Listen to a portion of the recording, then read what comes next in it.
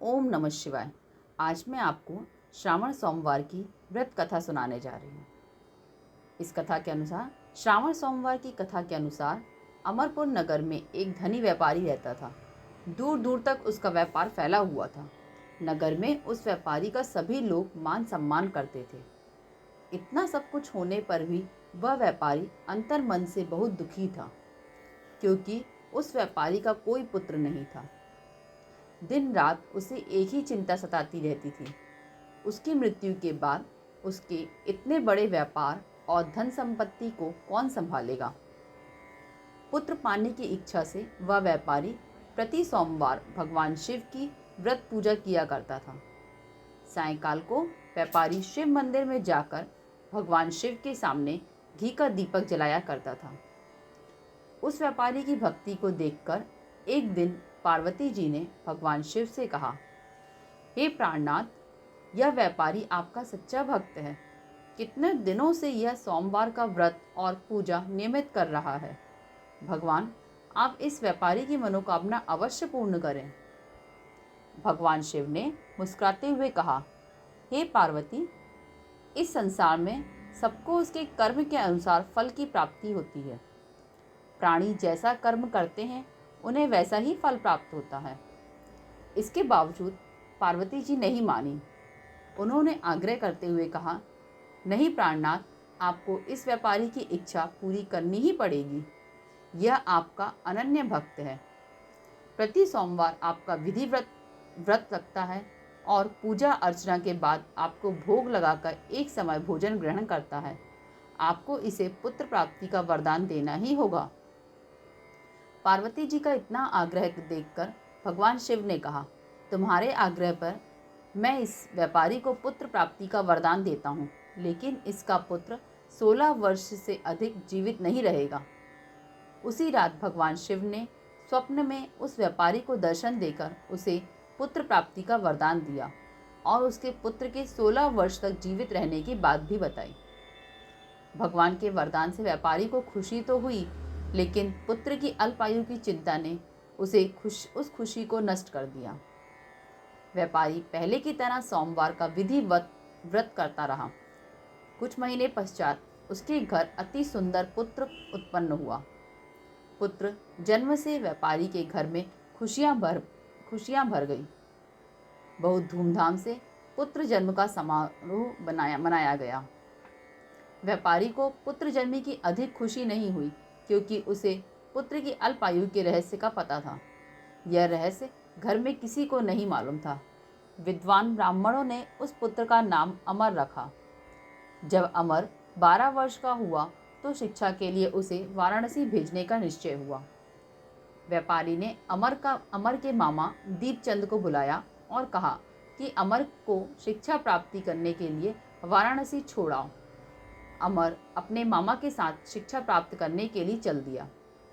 रास्ते में जहाँ भी अमर और दीपचंद्र रात्रि विश्राम के लिए ठहरते, वहीं यज्ञ करते और ब्राह्मणों को भोजन कराते थे। लंबी यात्रा के बाद अमर और दीपचंद्र एक नगर में पहुँचे। उस नगर के राजा की कन्या के विवाह की खुशी में पूरे नगर को सजाया गया था। निश्चित समय पर बारात आ गई, लेकिन वर का पिता अपने बेटे के एक आंख से काने होने के कारण बहुत चिंतित था। उसे इस बात का भय सता रहा था कि राजा को इस बात का पता चलने पर कहीं वह विवाह से इनकार ना कर दे, इससे उसकी बदनामी होगी। वर के पिता ने अमर को देखा तो उसके मस्तिष्क में एक विचार आया। उसने सोचा, क्यों न इस लड़के को दुल्हा बनाकर राजकुमारी से विवाह करा दूं। विवाह के बाद इसको धन देकर विदा कर दूंगा और राजकुमारी को अपने नगर में ले आऊंगा। वर के पिता ने इसी संबंध में अमर और दीपचंद से बात की। दीपचंद ने धन मिलने के लालच में वर के पिता की बात स्वीकार कर ली। अमर को दूल्हे के वस्त्र पहनाकर राजकुमारी चंद्रिका से विवाह करा दिया गया। राजा ने बहुत सा धन देकर राजकुमारी को विदा किया। अमर जब लौट रहा था तो सच नहीं छिपा सका और उसने राजकुमारी की ओढ़नी पर लिख दिया, राजकुमारी चंद्रिका, तुम्हारा विवाह तो मेरे साथ हुआ था। मैं तो वाराणसी में शिक्षा प्राप्त करने जा रहा हूँ। अब तुम्हें जिस नवयुवक की पत्नी बनना पड़ेगा वह कान्हा है। जब राजकुमारी ने अपनी ओढ़नी पर लिखा हुआ पढ़ा तो उसने काने लड़के के साथ जाने से इनकार कर दिया। राजा ने सब बातें जानकर राजकुमारी को महल में रख लिया। उधर अमर अपने मामा दीपचंद के साथ वाराणसी पहुंच गया। अमर ने गुरुकुल में पढ़ना शुरू कर दिया। जब अमर की आयु 16 वर्ष पूरी हुई तो उसने एक यज्ञ किया। यज्ञ की समाप्ति पर ब्राह्मणों को भोजन कराया और खूब अन्न वस्त्र दान किए। रात को अमर अपने शयन कक्ष में सो गया। शिव जी के वरदान के अनुसार शयनावस्था में ही अमर के प्राण पखेरु उड़ गए। सूर्योदय पर मामा अमर को मृत देखकर रोने पीटने लगा। आसपास के लोग भी एकत्र होकर दुख प्रकट करने लगे। मामा के रोने की विलाप करने के स्वर समीप से गुजरते हुए भगवान शिव और माता पार्वती ने भी सुने। पार्वती जी ने भगवान से कहा, प्राणनाथ, मुझे इसके रोने के स्वर सहन नहीं हो रहे हैं। आप इस व्यक्ति के कष्ट अवश्य दूर करें। भगवान शिव ने पार्वती जी के साथ अदृश्य रूप में समीप जाकर अमर को देखा तो पार्वती जी से बोले, पार्वती, यह तो उसी व्यापारी का पुत्र है। मैंने इसे 16 वर्ष की आयु का वरदान दिया था। इसकी आयु तो पूरी हो गई। पार्वती जी ने फिर भगवान शिव से निवेदन किया, हे प्राणनाथ, आप इस लड़के को जीवित करें, नहीं तो इसके माता पिता पुत्र की मृत्यु के कारण रो रो कर अपने प्राणों को त्याग कर देंगे। इस लड़के का पिता तो आपका परम भक्त है। वर्षों से सोमवार का व्रत करते हुए आपको भोग लगा रहा है। पार्वती जी के आग्रह करने पर भगवान शिव ने उस लड़के को जीवित होने का वरदान दिया और कुछ ही पलों में वह जीवित होकर उठ बैठा। शिक्षा समाप्त करके अमर मामा के साथ अपने नगर की ओर चल दिया। दोनों चलते हुए उसी नगर में पहुंचे जहां अमर का विवाह हुआ था। उस नगर में भी अमर ने यज्ञ का आयोजन किया। समीप से गुजरते हुए नगर के राजा ने यज्ञ का आयोजन देखा। राजा ने अमर को तुरंत पहचान लिया। यज्ञ समाप्त होने पर राजा अमर और उसके मामा को महल ले गया और कुछ दिन उन्हें अब महल में रखकर बहुत सा धन देकर, वस्त्र देकर राजकुमारी के साथ विदा किया।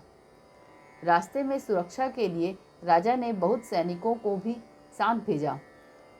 दीपचंद ने नगर में पहुंचते ही एक दूत को घर भेजकर अपने आगमन की सूचना भेजी। अपने बेटे अमर के जीवित वापस लौटने की सूचना से व्यापारी बहुत प्रसन्न हुआ। व्यापारी ने अपनी पत्नी के साथ स्वयं को एक कमरे में बंद कर रखा था। भूखे प्यासे रहकर व्यापारी और उसकी पत्नी बेटे की प्रतीक्षा कर रहे थे। उन्होंने प्रतिज्ञा कर रखी थी कि यदि उन्हें अपने बेटे की मृत्यु का समाचार मिला तो दोनों अपने प्राण त्याग देंगे। व्यापारी अपनी पत्नी और मित्रों के साथ नगर के द्वार पर पहुंचा।